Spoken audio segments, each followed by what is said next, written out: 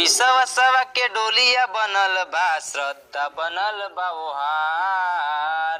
ओ प्रेम विश्वसवा के डोलिया बनल बा, श्रद्धा बनल बा ओहार। अरे मृत्यु लोक से चलली माँ, प्राकृतिक न हो, गुरु पंच सखा बनले कहार। अमृत लोक से चलली माँ, प्राकृतिक न हो, गुरु पंच सखा बनले कहार। अरे झर झर असुआ बहावत महादेव, रहिया देखावे सात पंच सखा संग हो। शक्ति समैया देत संग चले, ममता ध्वजा के ऊपर हो। अरे शक्ति समैया संग देत चले, संग ममता ध्वजा के ऊपर हो। अरे मृत्यु लोक से चलली माँ, प्राकृतिक न हो, गुरु पंच सखा बनले कार। अरे आगे आगे करे सदगुरु अगवानी, सफेद स्व पर हो के सवार। मृत्यु लोक से चलली माँ, प्राकृतिक न हो, गुरु पंच सखा बनले कार।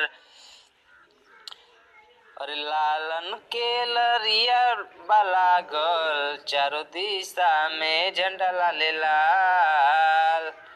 अरे लाल कलर लाल केलरिया लाल लगल बा, चारों ओर दिशा में झंडा लाले लाल। लालन का लालन लाल लालन कलल सवा लेके माँ प्रकृति, चलली करे अपने लाल के खुशहाल हो। अज्ञान बैराग्य के सदगुरु चलने, संग में पंच सखा पहरेदार। अरे मृत्यु लोक से चलली माँ, प्राकृतिक न हो, गुरु पंच सखा बनले कार। लाखों सूरज लाखों चंद जैसे उगल हो के, वैसे वैसे जली माँ प्रकृति के ज्योति हो।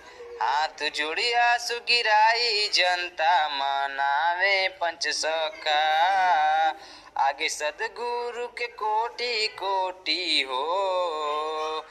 लाखों सूरज लाखों चंदा जैसे उगल होके, वैसे चली माँ प्रकृति के ज्योति हो। सदयुग बनी संसार जनता, करी जय जयकार हो। सदयुग बनी संसार जनता, करी जय जयकार, गुरु पंच सखा बनले कार। मृत्यु लोक से चलली माँ, प्राकृतिक न हो, गुरु पंच सखा बनले कार। प्रेम विश्वसवा के डोलिया बनल बा, श्रद्धा बनल बा ओहार। मृत्यु लोक से चलली माँ, प्राकृतिक न हो, गुरु पंच सखा बनले कार।